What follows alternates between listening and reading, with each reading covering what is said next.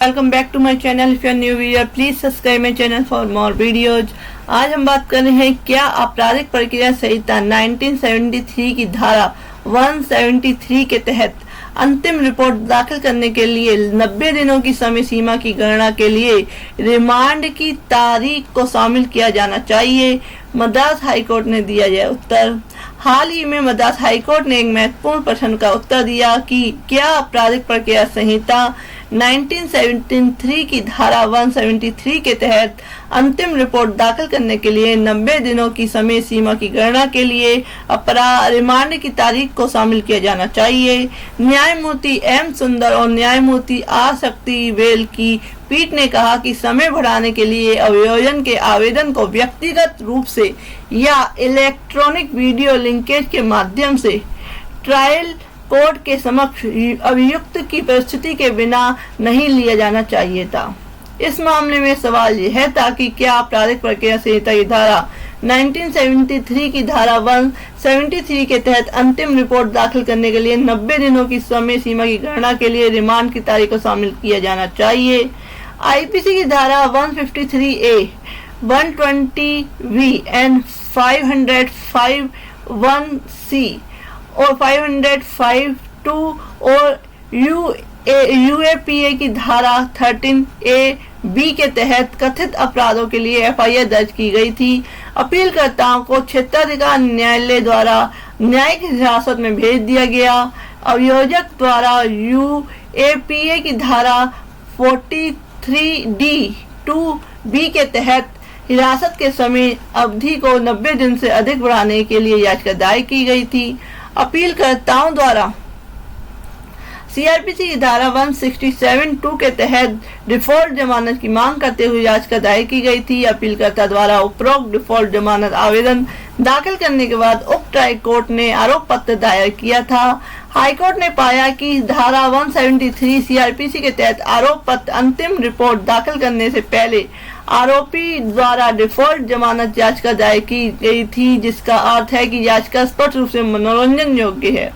पीठ ने कहा कि विवादित आदेशों से पता चलता है कि ट्रायल कोर्ट ने मुख्य रूप से इस आधार पर आदेश दिया था कि अभियोजन पक्ष ने 90 दिन यानी कि 89वें दिन बीतने से पहले विस्तार याचिका दायर की थी और अपीलकर्ताओं द्वारा 91वें दिन डिफॉल्ट जमानत याचिका दायर की गई है।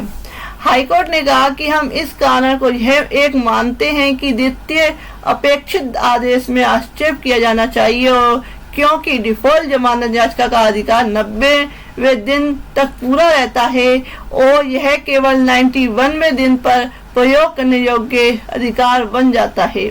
इसका मतलब यह है कि अपीलकर्ता पहले डिफॉल्ट जमानत याचिका दायर नहीं कर सकते थे और किसी भी स्थिति में आरोप पत्र धारा 173 सीआरपीसी अंतिम रिपोर्ट डिफॉल्ट जमानत याचिका दायर करने के बाद ही दायर किया गया है।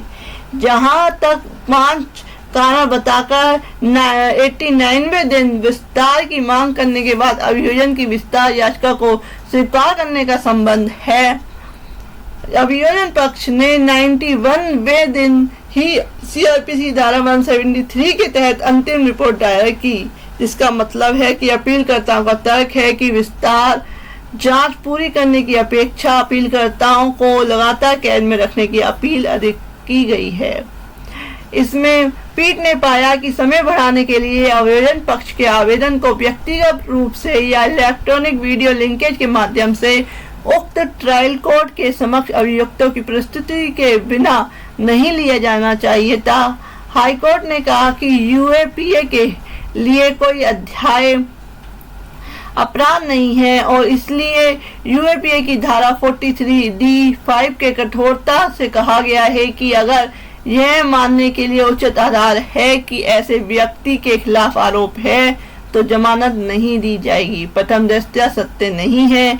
हिंसा का कोई भी कार्य ऐसा नहीं है जिसके लिए अपीलकर्ता को जिम्मेदार ठहराया गया है, अर्थात ना तो गुप्त और ना ही प्रकट।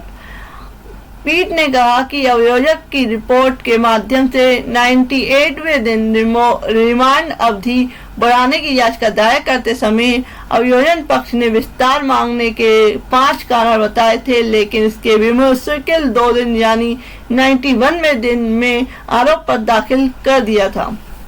हाईकोर्ट ने कहा कि वरिष्ठ वकील के मुताबिक अभियोजन पक्ष ने रिमांड अवधि बढ़ाने के जो कारण बताए हैं वे वास्तविक नहीं हैं। अभियोजन पक्ष की ओर से कोई स्वीकार्य स्पष्टीकरण नहीं आया है कि वे विस्तार याचिका दायर करने की तारीख से 2 दिन के भीतर अंतिम रिपोर्ट कैसे दाखिल कर सकते हैं। इस संबंध में जवाबी हलफनामे में भी कोई स्पष्टीकरण नहीं दिया गया है। उपरोक्त के मद्देनजर पीठ ने अपील स्वीकार कर ली। केस का जो शीर्षक है वो है मोहम्मद हसन कुथोस बनाम राज्य। बेंच है जस्टिस एम सुंदर और। तो फ्रेंड ये था